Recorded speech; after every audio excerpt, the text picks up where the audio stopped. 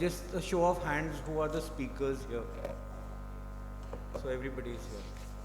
So I'm just sorry, I'm just going out of turn because I have to come back on this probably. So can I go first if the first person allows? And Yeah, it would be our pleasure, Dr. Okay. Arpan. Thank you. Yeah, so Dr. Arpan is a well-known figure, and he's a pathologist and a very right hand for all ophthalmologists.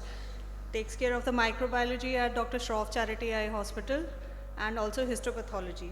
So he will be speaking on role of a super specialized histopathology lab in ophthalmology. Dr. Arpan, please. Thank you, Pallavi. So Pallavi and me have been working on cases and I've learned a lot, like I learned from all the clinicians. So I'm basically a pathologist and I've been in Shroff for the last 9 years. So just requesting if, am I supposed to?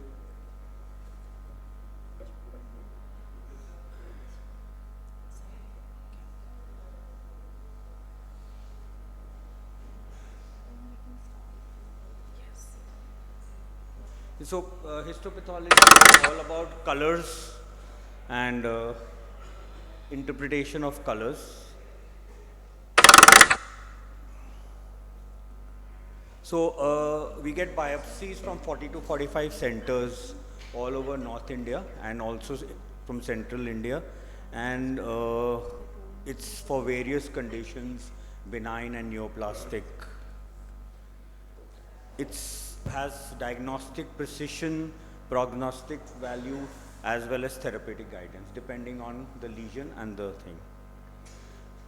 Our workload is usually varies from corneal buttons, uveal tissue, all oculoplasties. We also get lenses to see calcium deposits and of course a lot of tumors and all. So the procedures that we do, apart from electron microscopy, we do all that in our in-house. Electron microscopy we outsource because our workload for our electron microscopy so far isn't much. There's a lot of stress on kidney biopsies for electron microscopy, but we are also establishing it. These are the common lesions we see. I'm going to be showing you a few pictures, and each one of them is important for the prognosis and the treatment. The initial assessment, a very important part in histopathology, is apart from the requisition form. So the histopathology report is a medical legal document, just like a discharge summary. So it constitutes demographic details and clinical details, which are very important. And then is the procedure which happens in the lab, grossing, where you actually orient the tissue. We have fellows as well as our consultants who are in with us many times for specimens, because the way they see the specimen in an OR and the way we get it could be different. Though we have a electronic medical record system which talks to each other, but it's nothing like talking to each other. Like I would talk to Dr. Pallavi for a case. I mean, she would throw her clinical insight. So I mean, it's always good to be speaking in actuality to each other, and I mean, there's always something. So this is an important part where we have them in the histopathology lab, if it's within. We even have people coming in with the biopsy, sometimes doctors, because they are precious biopsies on filter paper, and you don't want a courier sample to throw it in and around, because for them a biopsy sample and an envelope of a paper or anything else is just the same. The sensitivity is not there. So we have a tie-up only with Blue Dart and Tracon. We don't accept anyone else because we burnt our fingers with other courier samples also, courier providers. Few pictures of the grossing. I'm going to try to play this video. I hope it works. It's a 1-minute video. Histopathology is a very important part of ophthalmology.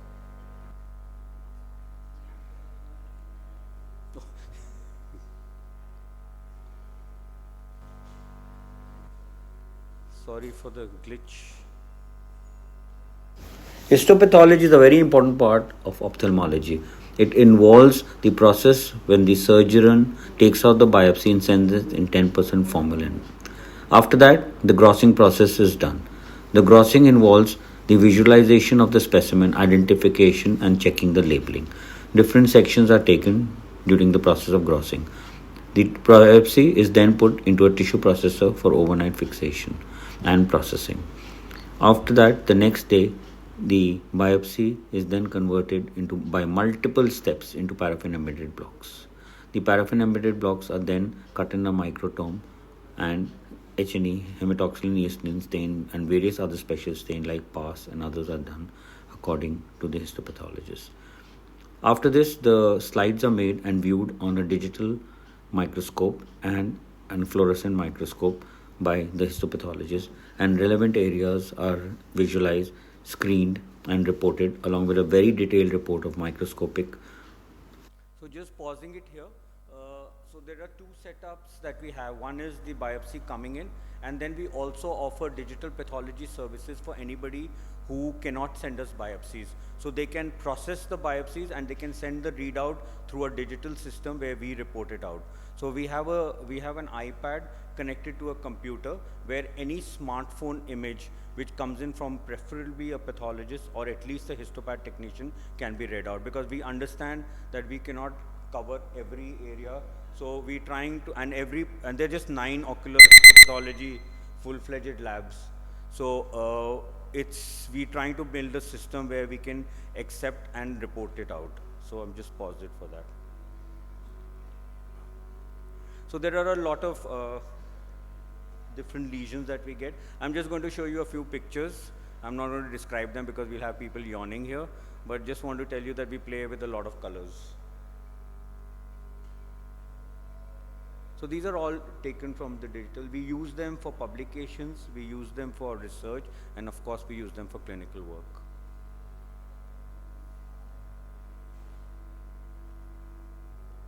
We usually get one of these in a week at least, either in-house or outside.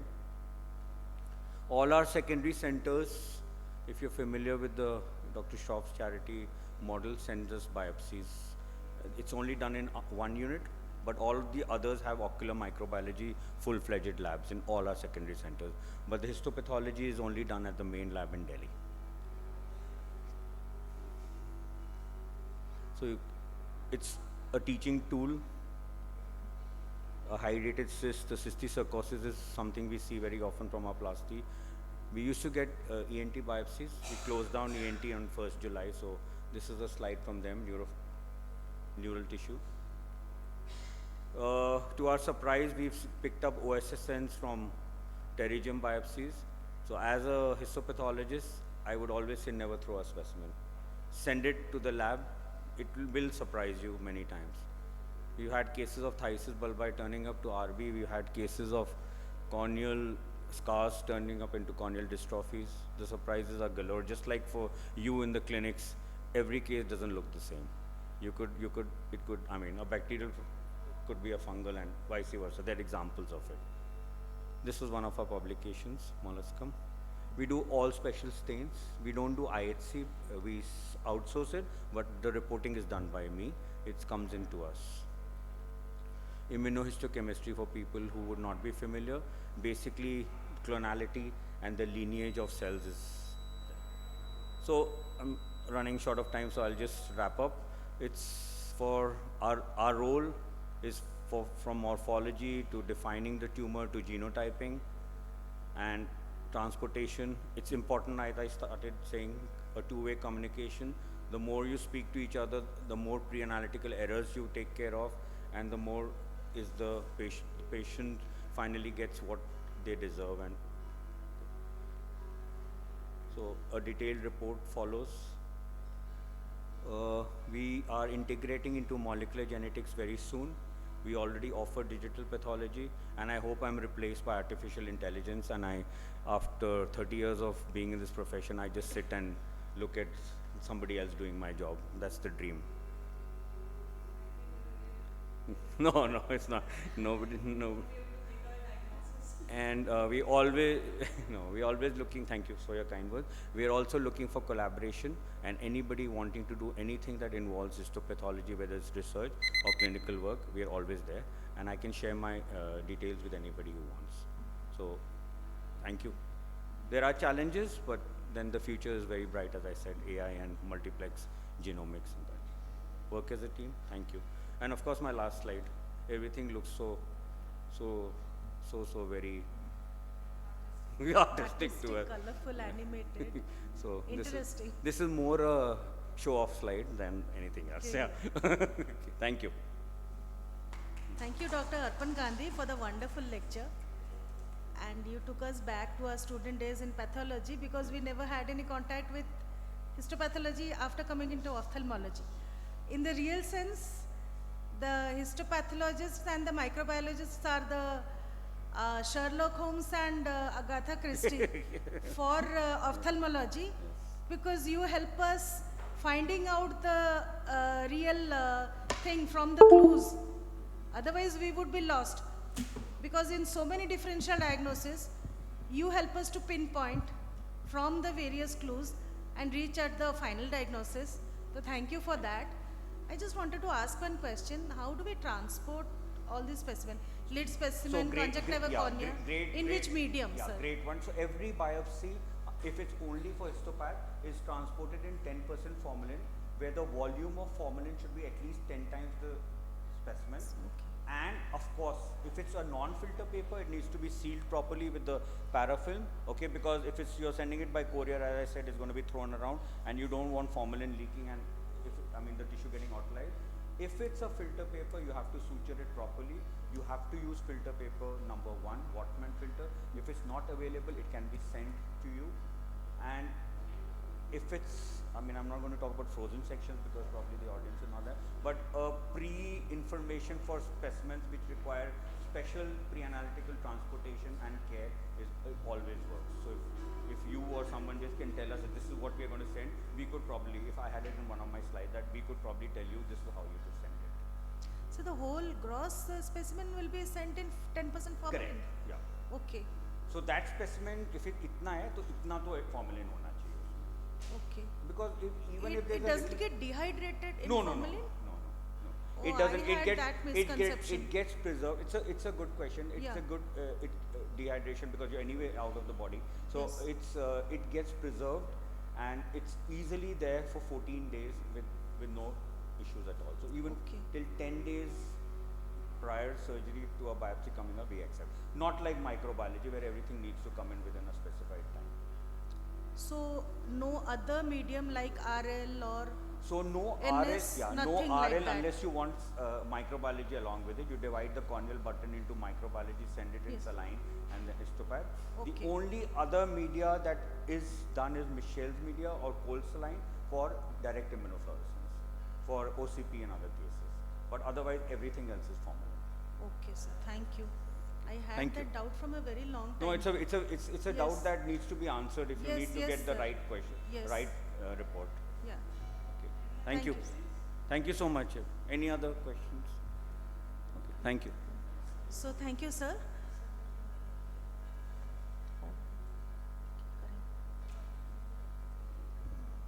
So now I invite, sir, you please come. So now I invite Dr. Mayank Patange. He'll be speaking on digital marketing tips and tricks for ophthalmologists. Good morning, everyone. Nice to have you on. We'll try to keep the talk crisp, but it is a very big topic, so we'll try to make it fast as well. I'm Dr. Mayank, and I have a practice in Handwani, Uttarakhand. So we will be seeing why is it important to have self-marketing for an eye surgeon. So there's a changing landscape. The healthcare industry is changing, we all know. It is increasingly becoming competitive, and one must adapt, embrace new techniques to attract patients in a crowded marketplace. Moreover, the patients themselves are now empowered. They have all the technical tools, mobiles, where they can see and or get all the information. Therefore, it's more important for the eye surgeons to communicate to the patients through those technologies. And professional visibility in a market which is now getting crowded is also very important to get reference and have a collaborative opportunities. Before we start, we should have a brief understanding of the medical ethics, because it's very important to discuss the balance between the self-promotion and maintaining the integrity and ethics expected by a medical profession. understand all the regulatory guidelines, and not only that, it improves the patient trust and gives you a positive reputation of being an ethical marketing person. It helps us improve the patient-surgeon relationship. Even the patient, even before reaching your office, develops initial perception of the surgeon, and it sets a stage for a stronger surgeon-patient relationship even before the patient is with you. So it is very important that you have very good impression to the patient before he reaches you.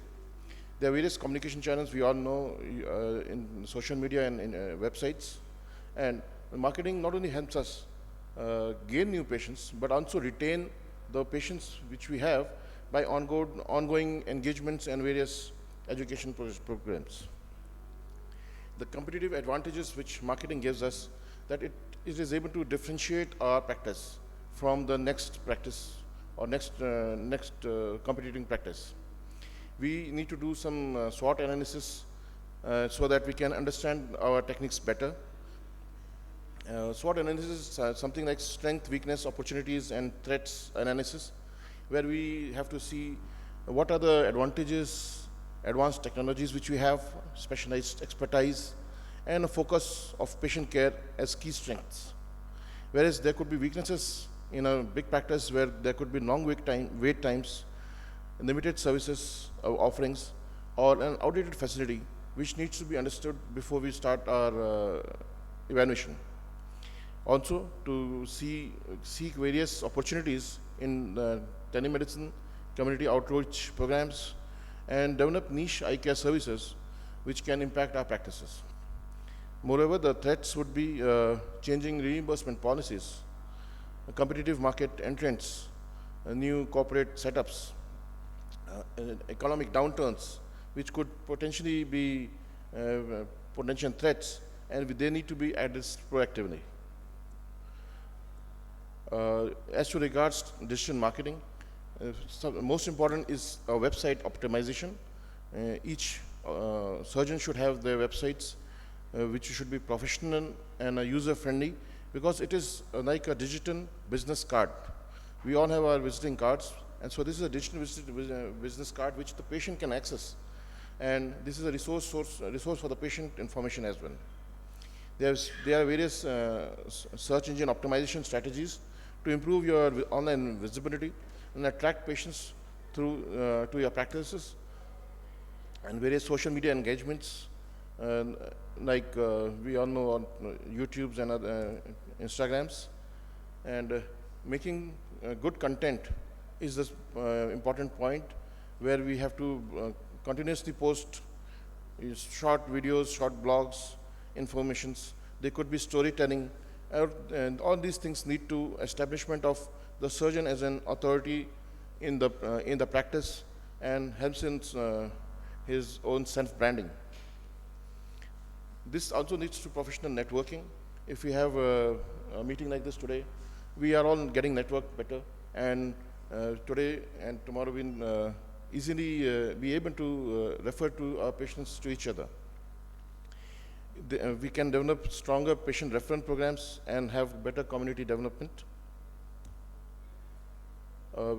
We have traditional marketing techniques, which includes your billboards and print ads, radio things.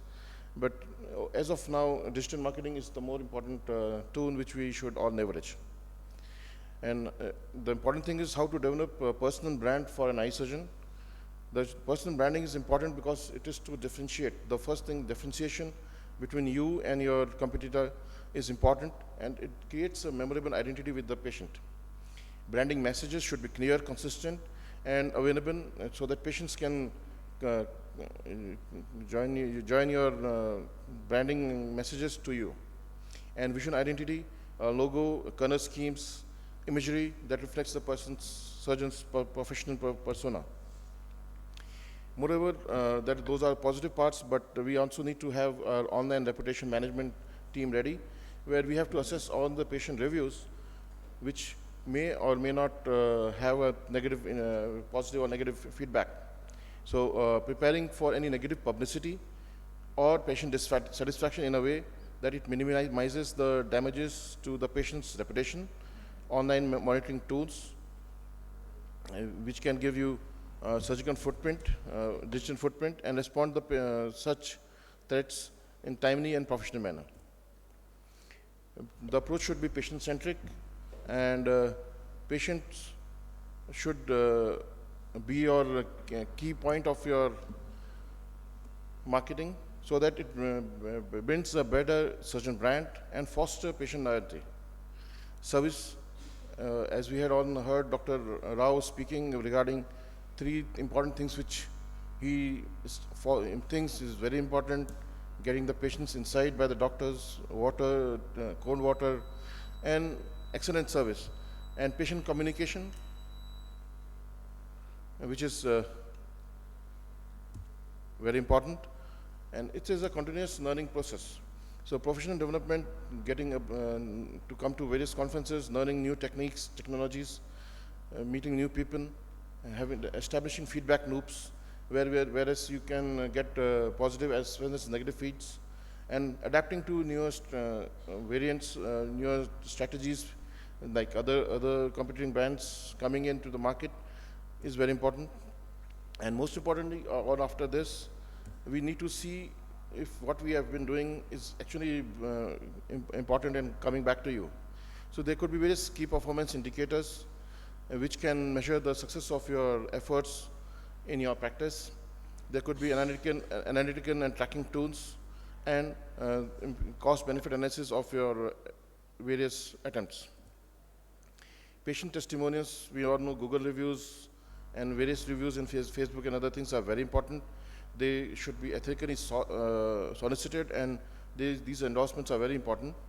Market surveys, market reviews, even these reviews from Google and other give you a professional dashboard where you can see how have you been engaging with your patients. And last but most important is word of mouth impact, where word of mouth referral is known to be the best marketing tool we know. And not only that, how do we amplify that, how do we facilitate it and make the experiences better? We should be thinking about that part. And thank you for the small. Dr. Mayank, a very important and relevant topic. Just 2 comments because we're like on time also. So how do you measure, what are the measurable analyticals you use? And second, because I also look after comms, communications at the Shop Network. The other thing that we face occasionally a challenge is social media consent. So how do you address these 2 things? Social media, after getting your reviews, if you have a positive review, you should be highlighting those reviews in your various websites and Instagrams. What's the consent you follow? Consent for Before you take a patient's, do you have a social media consent, or do you no, part of your? the Google Media team is how we go through it. Google reviews. And what are the measurable analyticals? How do you know which is working, which is not? So for analysis, like there was a option of a professional dashboard, if you which is available in various platforms, which can give you how have your account been working. So is it the likes that you take, because so people could just read and not like? That's true. So like engagements are there, how much callbacks you get back. So,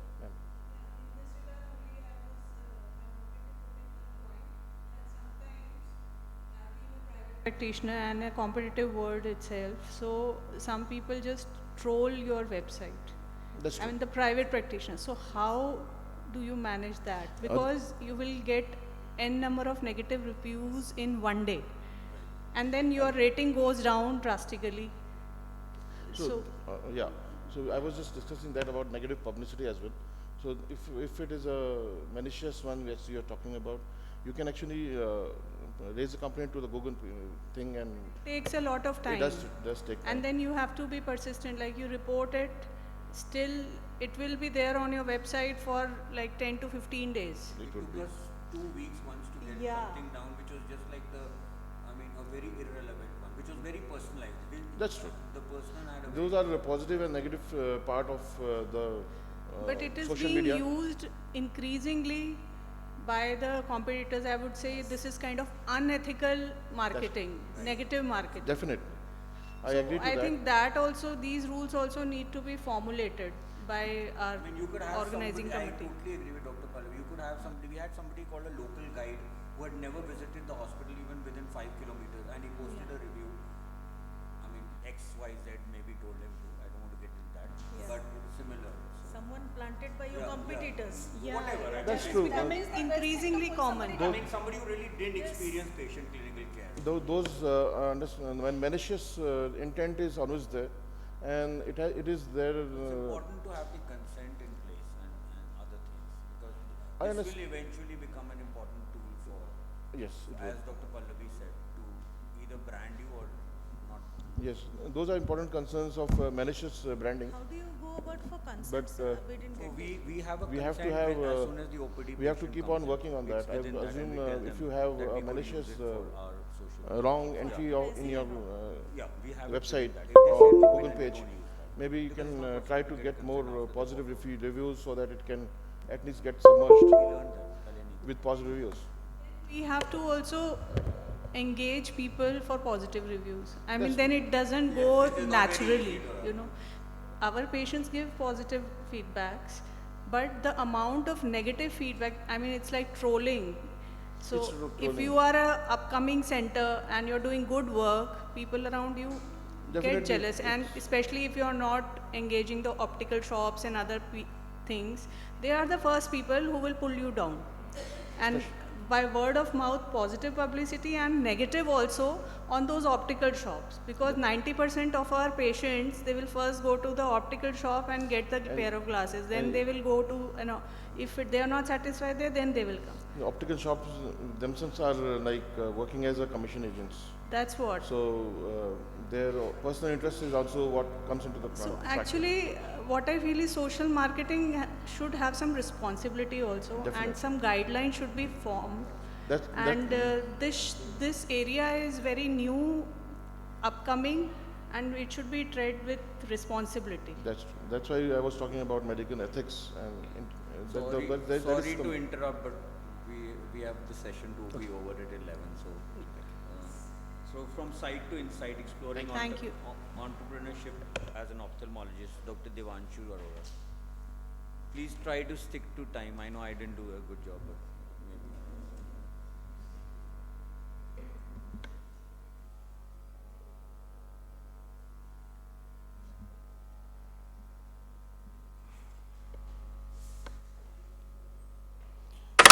So good morning, one and all, and I will like to thank for this opportunity to AIOS. This talk is slightly beyond clinical ophthalmology. Today, I'll be talking about how I delved into entrepreneurship as an ophthalmologist and how you can too. So the best way to look at it is to see the what, why, and how of exploring entrepreneurship as an ophthalmologist.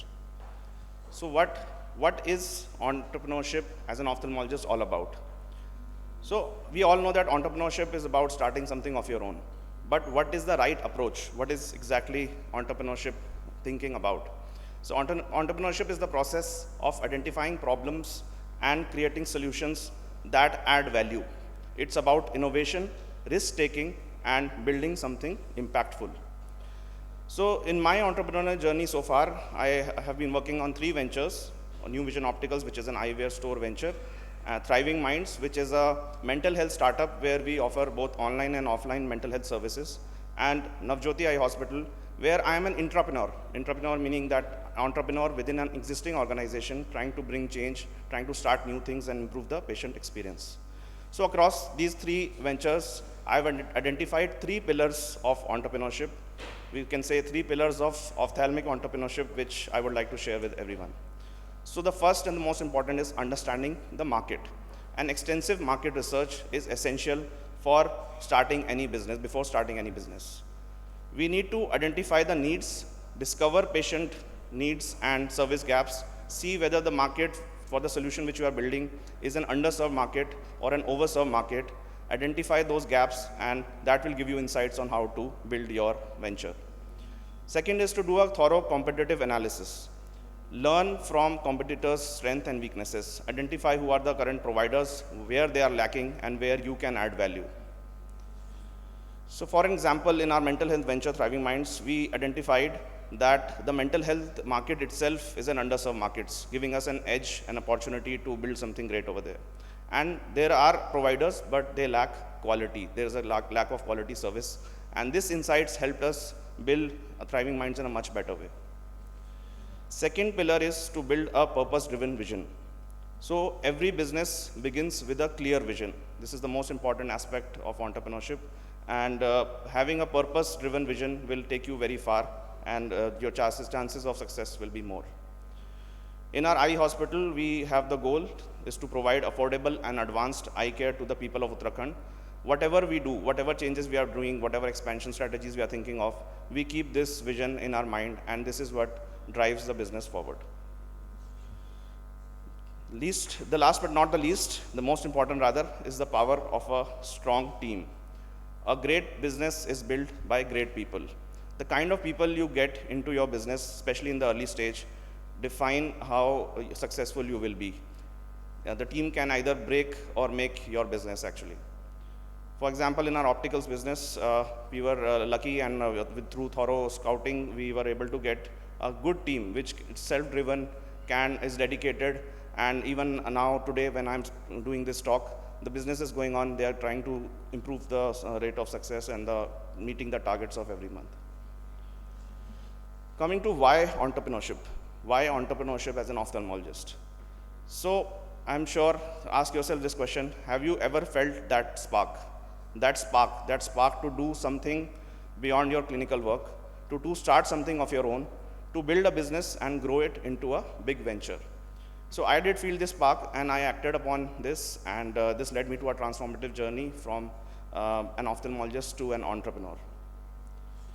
So basically, in ophthalmology, we are uniquely positioned where we can do something more beyond our clinical work, beyond solving individual patient problems, and addressing systemic challenges, whether in healthcare or beyond. So being a clinician wasn't enough for me, and I wanted to solve problems on a larger scale. This is what led me into entrepreneurship. And there are a lot of challenges, as I said, in healthcare, which are actually opportunities for innovation. We all can think around solutions, innovative solutions around it, and build ventures around that. Now coming to how to navigate the space of entrepreneurship as an ophthalmologist. Essentially, a mindset shift is required for your entrepreneurial journey. The biggest challenge is shifting from clinical thinking to entrepreneurial thinking. We need to adapt to uncertainty and embrace calculated risk. View challenges as opportunities to grow. There are a lot of books which you can read to develop your entrepreneurial thinking. I'm sharing a few. So 0 to 1 by Peter Thiel, and Lean Startup by Eric Rice, and The Right It, Alberto Savoy. These are some top books which can help you develop your entrepreneurial approach and how to experiment, how to think of solutions and experiment with them and build solutions around it. There are a lot of courses to equip us for business and entrepreneurship. In fact, ophthalmologists can benefit from formal business education.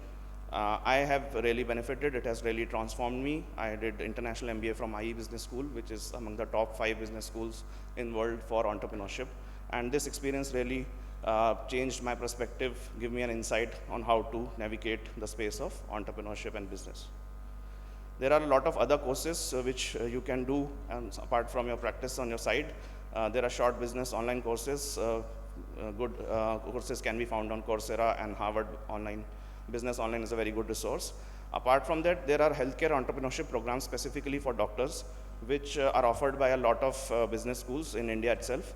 And the top 2 among them are ISB Hyderabad and IIM Bangalore. The most important for your journey on entrepreneurship is to experiment. Start with building something small, a small venture. It will give you a lot of insights. Begin with small, manageable projects within your practice itself. For example, starting an optical store within your clinic if you don't have one, and running an internal pharmacy. These small projects will give you a lot of learnings and insights on how to build a business at a larger scale.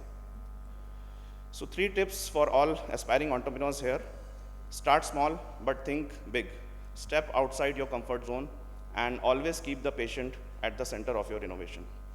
So I'd like to conclude by saying that entrepreneurship in ophthalmology isn't a departure from patient care, it's in fact an extension of it, and we all have the power to not only restore sight, but to transform the future of eye care through entrepreneurship. Thank you. I'll leave you with this thought. The journey from sight to insight is one we are all capable of. Thank you. Thank you, Dr. Devanshu. Very good entrepreneur, because you finished just before your deadline. And from the last two talks, what we have seen, that gone are the days when the surgeon's knowledge and skills made him a good surgeon. Now your business acumen and your media handle will make you a great surgeon, because you can engage the more knowledgeable and skilled surgeons under you, get their services, and you will be regarded as a great surgeon. So I think, thank you, Dr. Devanshu again. Are there any questions? So Dr. Satanshu Mathur is not there. So we can invite Dr. Pallavi Sugandhi. Few words about her, sir. So, Dr. Pallavi is an amazing cornea surgeon and a lovely human being. Always thinking of the toughest cases to solve and being there for the patient. So, would hand it over to her, and looking forward to re-looking some of the bugs I see under the microscope. This is not your talk. Can I just know if Dr. Narinder Singh Verma is here? So then after this we'll request Dr. Nilesh. Can you come forward, please? Dr. Deepti is here, I know. Dr. Meghna Roy, she is here. And Dr. Nilima. Okay, so Dr. Nilima and Dr. Narinder are not here. So we'll follow the same order with skipping people who are not here. Thank you, Dr. Gandhi, for such a kind introduction. And so the topic today I'll be speaking on is bugs or superbugs. So we are well aware of the growing microbial resistance. And long back, Sir Alexander Fleming said the thoughtless person playing with the penicillin treatment is morally responsible for the death of the man who succumbs to infection with the penicillin-resistant organism. So even in the days when penicillin was the first antibiotic to be discovered, the fear of resistance was real. And now with the rapid global spread of multi- and pan-drug resistant bacteria, this is a global concern. And why it is happening? We all know that. Misuse or overuse of antimicrobials will be the main cause in this drug-resistant pathogens. Now the clinical pipeline of the new antimicrobials is also dry. Not the way the antimicrobials were being churned out in last 20-30 years, now it has reached a kind of an end stage. Only a few pass all the trials to be introduced into the market. And this leads to a huge blow to the world economy because of productivity losses, prolonged hospital stays, increased healthcare costs also. So new resistance mechanism and the global spread of MDR bacteria have intensified the need for new antibiotics. Now one thing that we all had to practice, I mean now also we can start, but initially when a lot of new antibiotics were being introduced and we all shifted from the our old sulfacetamide, chloramphenicol and directly into ciprofloxacin, moxifloxacin, that there is something called antibiotic cycling or rotation. Okay, so it is the scheduled rotation of one class of antibiotics with one or more different classes exhibiting comparable spectra of activity. That means one time you use fluoroquinolones, other times you can use macrolides, or you can use sulfa drugs. So this kind of rotation, if we practice in our clinical scenario, so this will reduce the antibiotic resistance also. And the effectiveness of antibiotics, a lot of factors decided, that is the route of administration, location of infection, nature of the pathogens, So several in vitro parameters have been used to determine the potency of antibiotics. Okay, this is slightly theoretical, but it is important to know because we keep on prescribing the antibiotics without knowing what has gone into the trial part. So MIC, we all know, minimum inhibitory concentration, but this is not all. Till now, the focus was on MIC. Now, more terms like MPC, that is a mutant prevention concentrate. That means the concentration of the antibiotic should be such that it allows no mutant to grow. This is also important nowadays, and MBC is the minimum bactericidal concentration. And one more factor is like a mutant selection window. As you can see here in the red part of the graph, this is the mutant selection window in which the susceptible cells are inhibited and the first step resistant cells are not inhibited. Okay, so this, whatever dose we are giving, whatever the manufacturing is being done, this level has to be crossed so that MPC is reached. So there are various studies showing that gram-positive bacteria are the major contribution of ocular infections, and in gram-negative Pseudomonas is the most frequent isolate. Now, being a corneal surgeon, I have come across various keratitis, some early stages, some late stages, but in all these, mind you, I am totally dependent on microbiology, and Dr. Arpan is here to give his views on these. I think these all have been sent to him only. I'll be sharing further reports here. And so many times we have found that what clinical judgment we were making, there is a total change, U-turn after microbiology. So for routine corneal ulcers, there was once a consensus that monotherapy was enough. Fluoroquinones like third and fourth generation, like moxifloxacin or gatifloxacin, levofloxacin and basifloxacin. So many more like 3 advanced formulations, Gatti, Levo and Basi were available. Okay, and before this, we were using fortified eye drops, like cefazolin fortified eye drops, so that more drug reaches into the site of infection. So right now, gram-positive cocci and gram-negative bacilli, they are quite susceptible to gatifloxacin, and even the methicillin-resistant organisms, vancomycin can also be used in such patients. Now coming to multi-drug resistant bacteria, these are the most important, that is the gram-negative, Pseudomonas, E. coli and Klebsiella. Now these infections are very fulminant, they are mostly hospital acquired and they need early and aggressive intervention.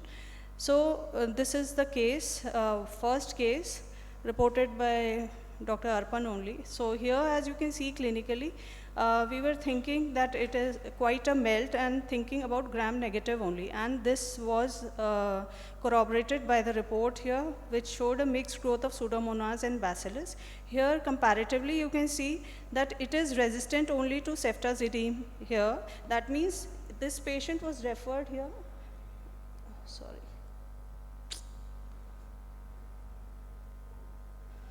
Yeah, this patient was referred here and he was already on fortified antibiotics. So ceftazidime, it came out to be resistant. That's why he was not responding.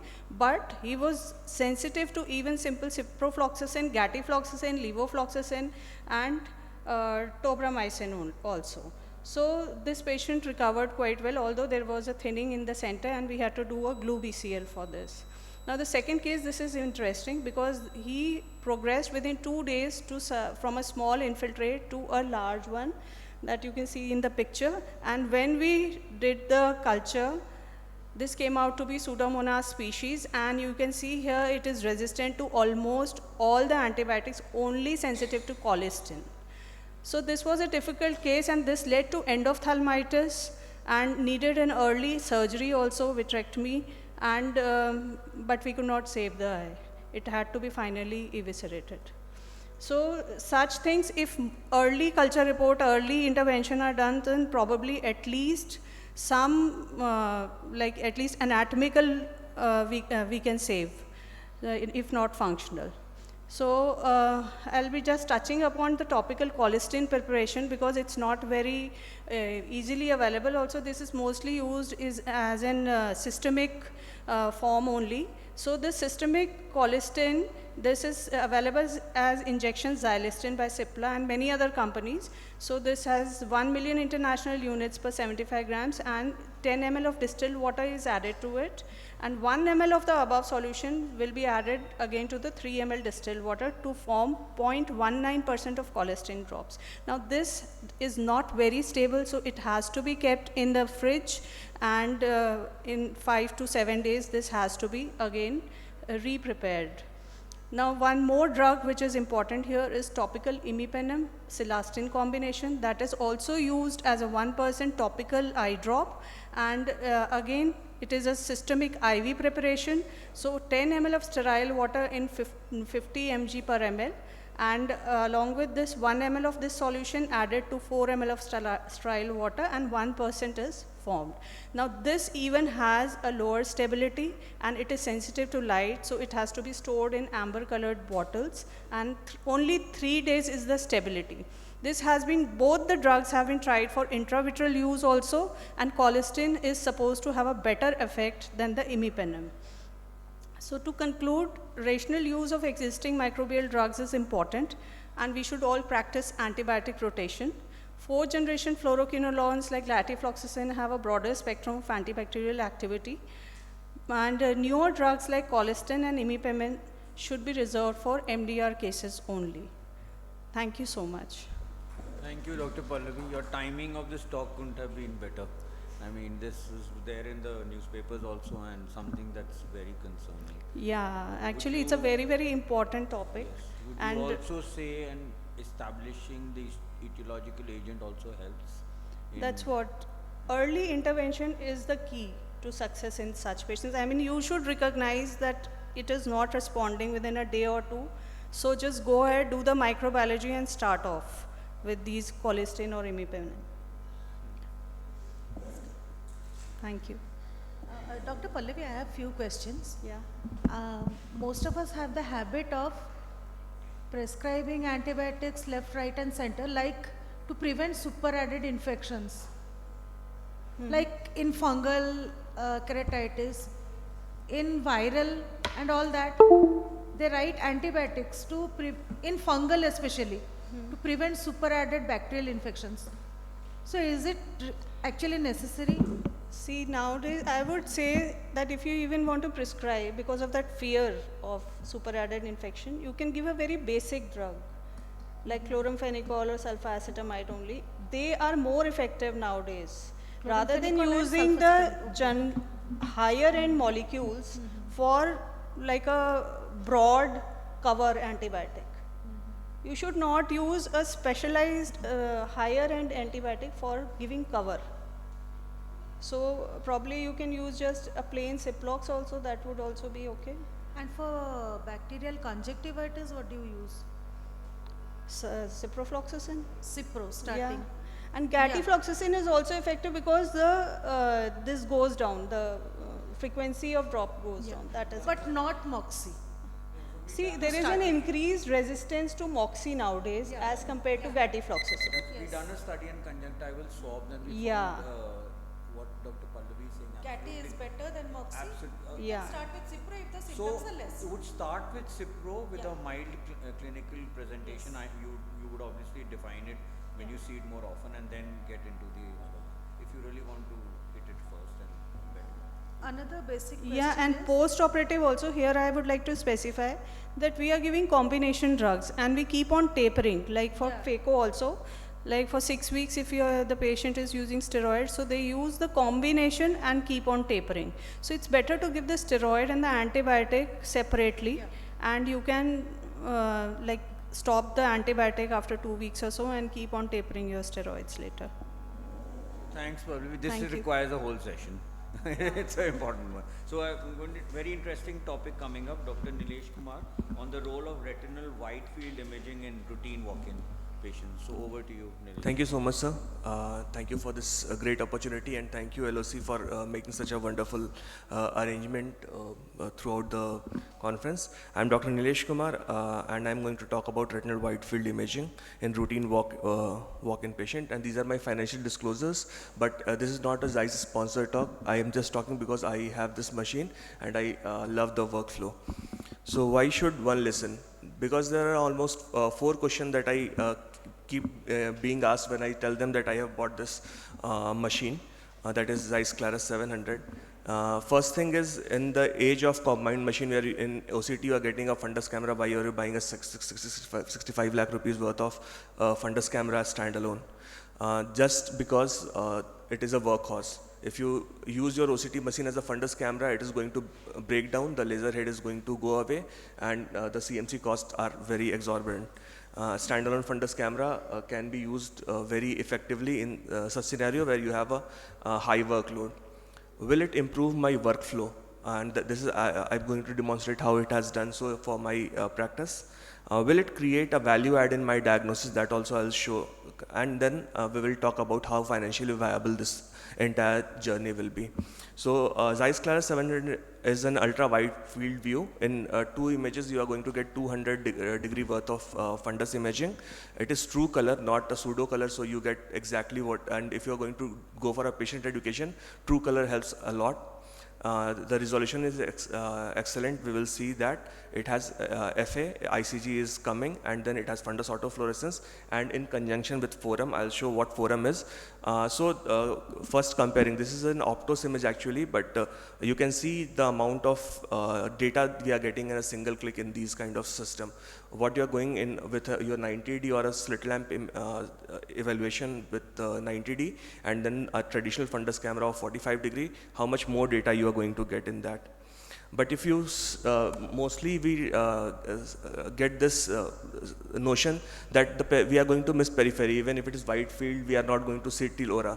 But entire ETDRS is based on just this small, the white circle that we are seeing. The entire ETDS treatment is based on that only. So if we are getting much beyond that, I don't think we are going to miss much of pathologies. And obviously, if it is high myopic, you will have to screen lattice, then you will have to do indentation. So that is that we can't replace.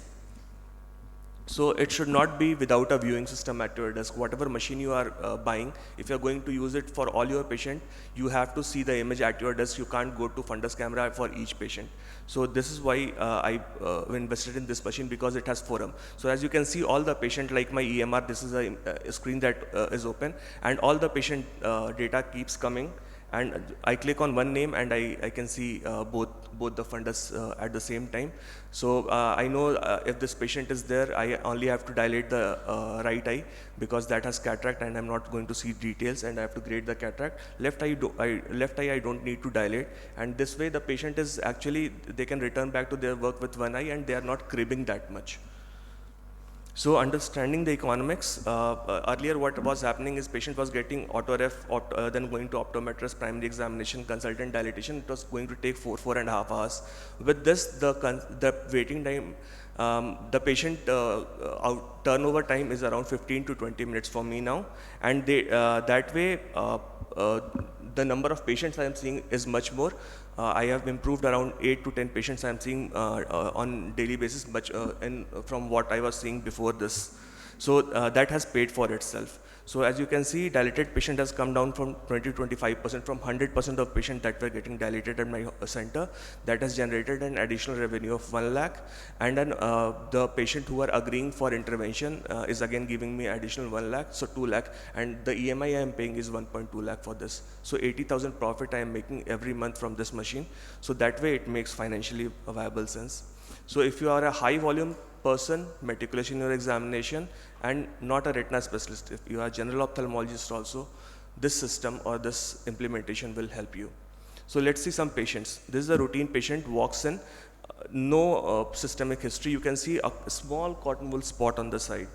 That's it. There was no other hypertensive retinopathy sign. And once we see, we go to this red-free image, you can see there are small cotton wool spot and a small bleed, micro bleeds. this patient was having a BP of 160/90. He was diagnosed as hypertensive just because we had got this machine. Otherwise, I would not have dilated. He came for a presbyopic correction. I could have seen disc and macula through undilated pupil and left him. But this, he was put on the antihypertensive.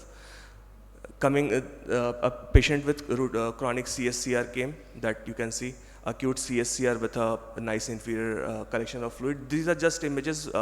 Those are in routine practice. So this is a patient of serpiginous choroiditis that came to us. I don't need to dilate this patient for routine monitoring. First time I dilated, but every week when she is coming for a follow-up, I don't need to dilate and see. I just can take an image, take an autofluorescence and just compare how it is improving. And this patient, we started on height treatment because we can see macula is being spared in this autofluorescence.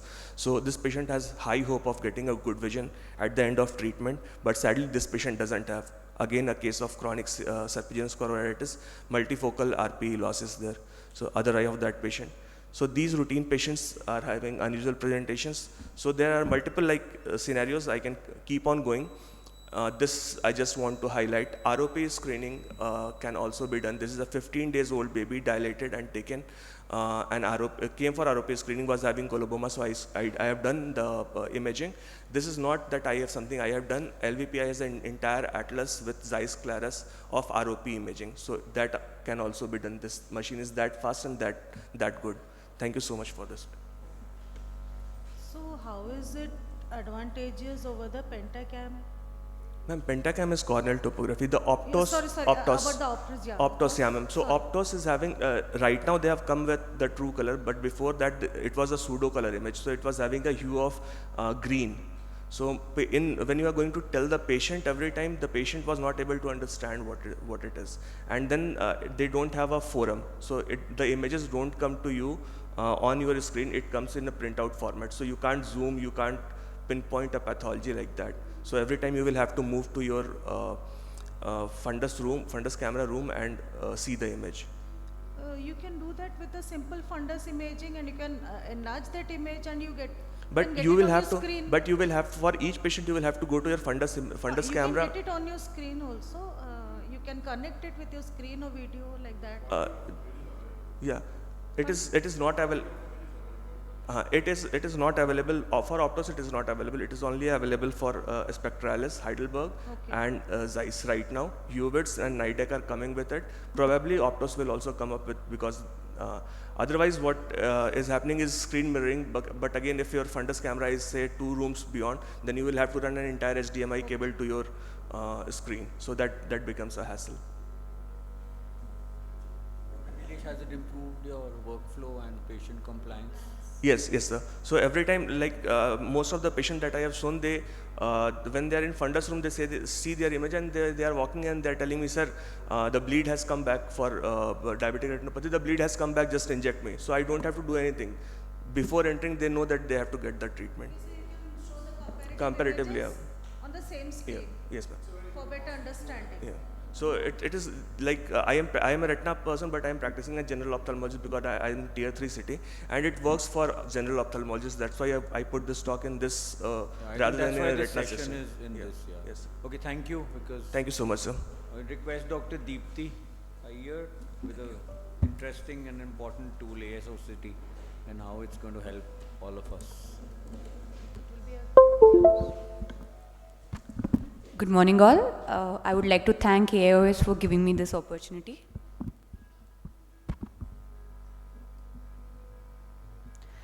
So today I'll be just telling how an AIOCT is used as a diagnostic tool to see the unseen in a routine clinical practice, basically when you're practicing a general ophthalmologist, apart from being a cornea specialist. So as we all know, AIOCT is it just slices up our ocular structures into thin sections so that we can see more detailed structures or more pathological, pick up some pathology in it.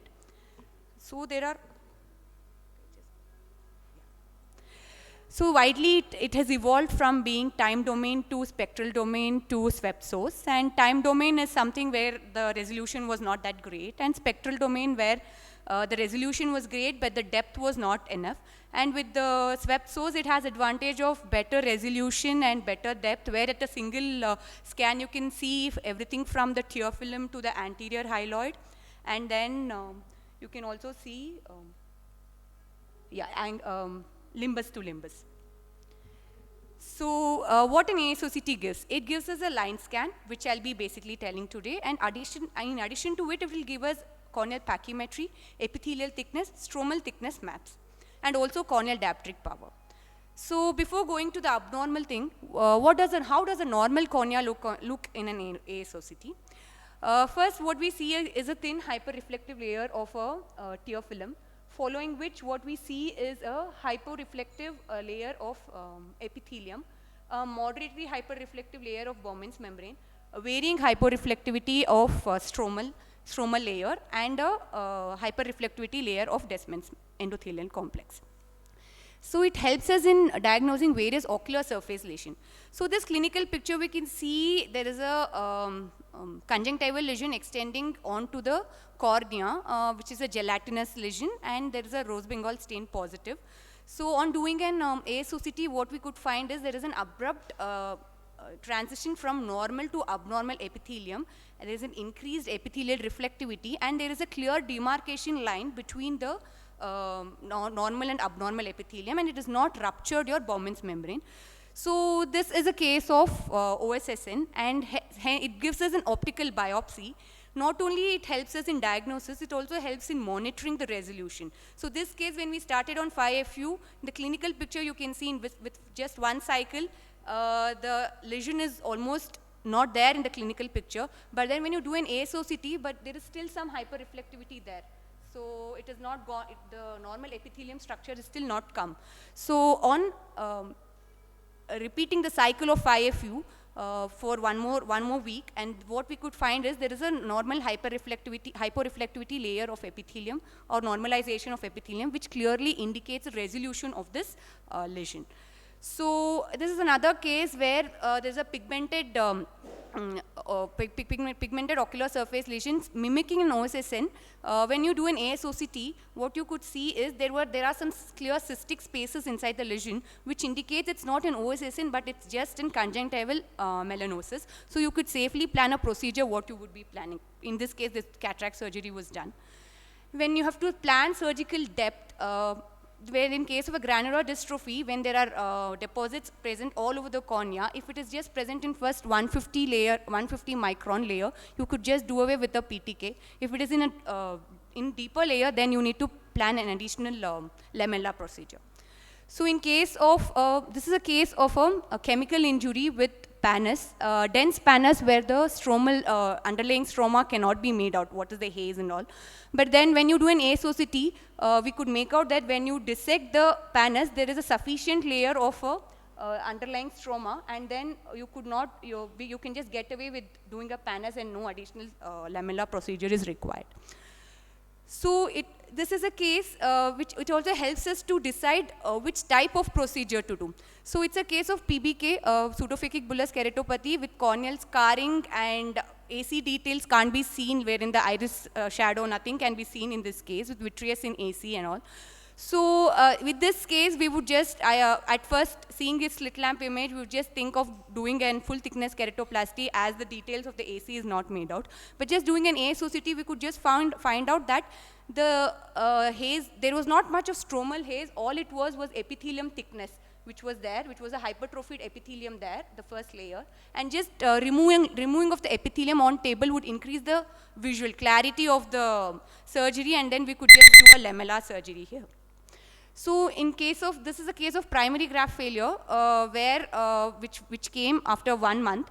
And then on doing an ASOCT, we could find out the graft failure was due to reverse orientation of the lenticule.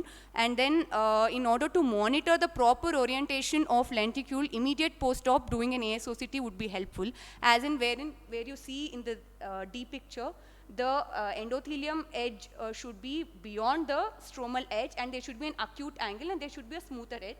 This is the picture of a reverse lenticule where the stromal unevenness is seen here. So in case of a chemical, this is a case of chemical injury where there was an acid fall in a 12-year-old boy. what we could see, there was not much of stromal haze, but there was complete loss of epithelium and 360 degrees limbal ischemia. Primary repair of AMG and tarsography BCL was done. So when you have to serially follow up such cases with disintegrating AMG and BCL on, the epithelium is growing or not growing, or whether you have to take up another additional procedure of putting an AMG would be difficult during routine slit lamp examination of fluorescein staining. So in this case, what we could do is, when you just do an ASOCT, you can see here there is a normal epithelium reflex here, and reflectivity here, and the pan is growing here, which is indicating that this is healing, and you need not do any additional procedure. So in keratoconus, after C3R, to see the depth of the demarcation line. So demarcation line, presence of a demarcation line indicates, it's like a surrogate measure to verify that your C3 has worked, and with different protocols, the demarcation line appears at different depths, varying different depths.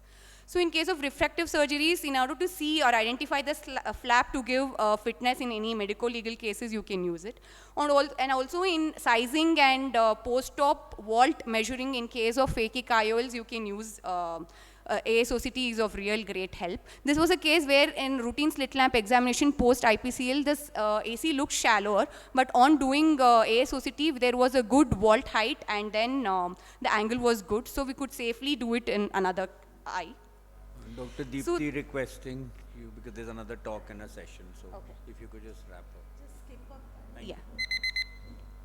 So this is just in routine cataract surgery where you can use this.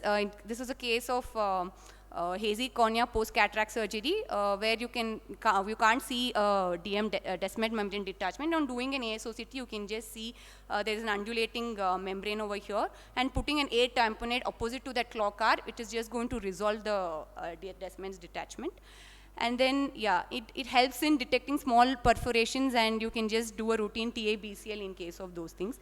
It also helps in localization of different levels of foreign body in your routine clinic, which you have to remove and which you have to just let go if it is in a deeper stroma where it causes any scarring. In case of removal of foreign body, if there is sufficient depth of stroma you have taken out, you can just do a TA BCL in clinic. And in case of a deep foreign body where it is penetrated in the AC, you can just, you can't do anything in the slit lamp. You have to take into the OT theater and just remove it. This is just an interesting case of bee sting where the patient came with bee sting injury, and this cornea was so steamy and hazy, nothing could be seen on slit lamp. The foreign body was not detected on slit lamp. On doing an ASOCT, there was a small sting material here, and then he had to be taken into OT, removed the sting, and then additional antibiotics had to be added. If this was not recognized, just putting a topical antibiotics wouldn't have healed the lesion. So I would just say, in summary, the ASOCT acts like in third eye to a routine slit lamp clinical examination.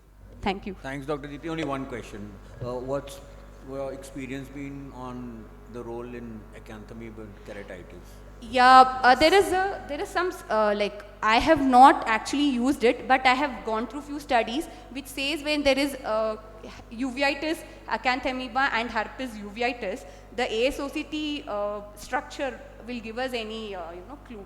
There'll be those coin-shaped KPs and convexing of your convexing structure in ASOCT in case of herpes simplex, whereas when it is acanthamoeba uveitis, the structure, the convexity of that, convexity of stroma won't be there, and the KPs are very small. They're not that typical coin-shaped KPs. That was only one which I could find, but I have not used routinely this. Which ASOCT are you using? Topcon. Great images and good documentation. Thank you. Thank you. Thank you, very nice. Request Dr. Meghna Roy, Surgical Management of Pterygium. Is Dr. Nilima here? Okay, then this is the last talk for the session.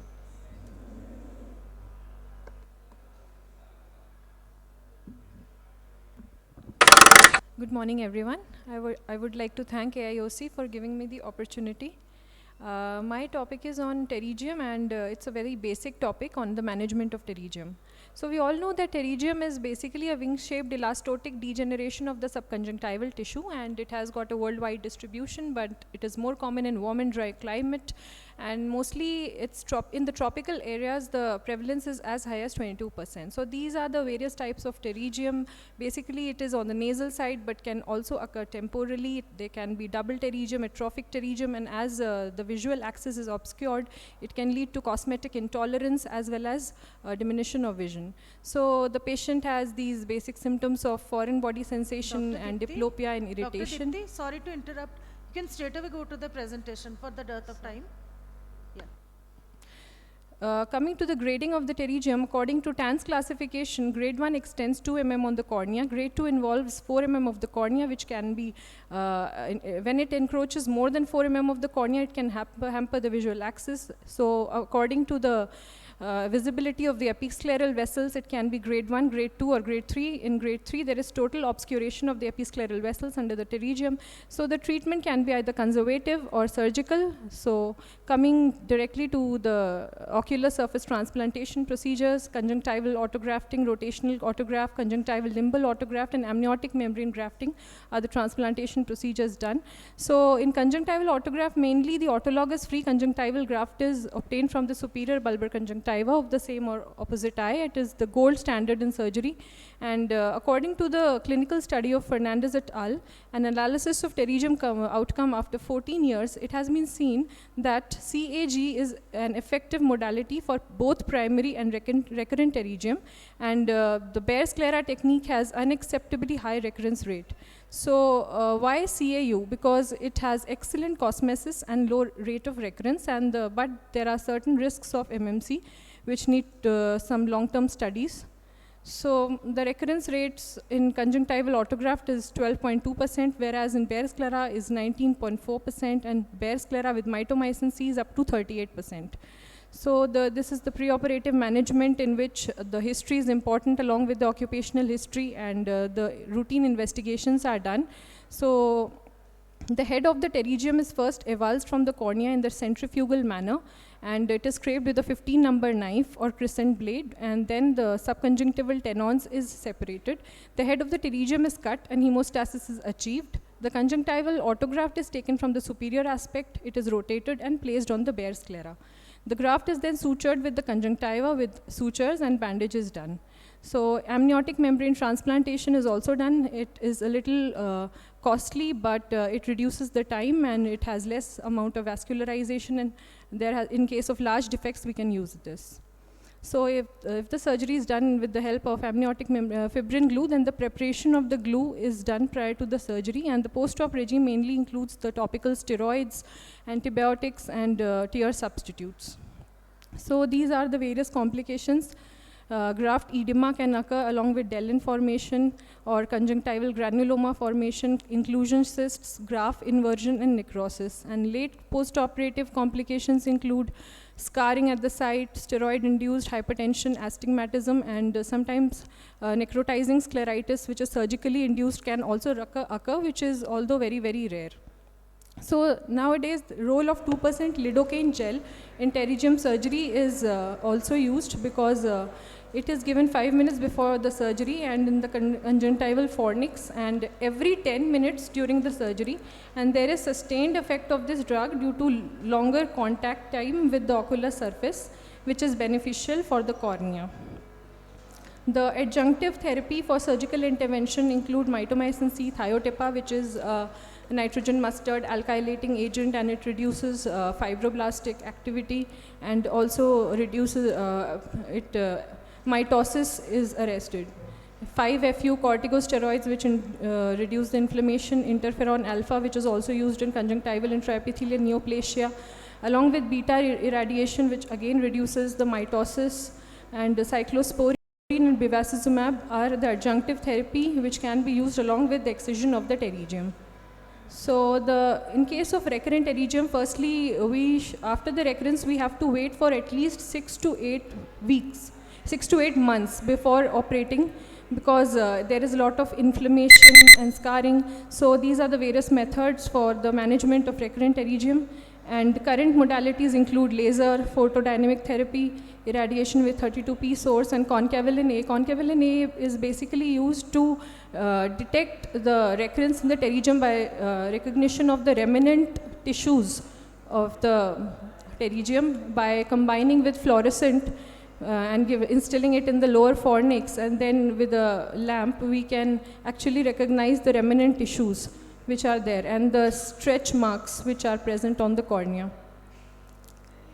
And these are the medicines: curcumin, tacrolimus, nitric oxide, and superoxide dismutase, and recombinant growth factors, which are still under study. This role of curcumin in the human pterygial tissues and its role in reducing the mitosis and fibroblastic proliferation is seen, and around a dose of 20 millimole, if administered 15 to 72 hours post-operatively, it has been seen in the studies that there has been reduction in the recurrence of pterygium. Thank you. Thank you, Dr. Meghna. Are there any questions? I would like to ask one. So what is your experience with autologous blood for sticking the graft? Yes, ma'am, it's an excellent method we are using these days, and instead of using glue or even using the sutures, we are using autologous blood, and after carefully placing the graft, we are able to see that it has got good results, even in the CAM patients. So that is your cost with the glue increases. It is costing, TISIL is almost costing around 10,000. Yes, ma'am. So if you use autologous blood, then the graft also stays well, and you can reduce the cost to the patient. Yes, also. You can put BCL over it for some time so that it gives a good pressure kind of thing. Okay. Yes, ma'am. So that is one thing which you can improve upon in your Yes, surgical techniques. Yeah. Thank you, ma'am. Thank you. Okay, thank you. If the speakers are around, we'll have a quick photograph. Otherwise, we can just head into the next session. It was a beautiful kaleidoscope of interesting cases, and thank you Dr. Arpan and Dr. Pallavi for helping us chair this session. Over to the next chairman of the session.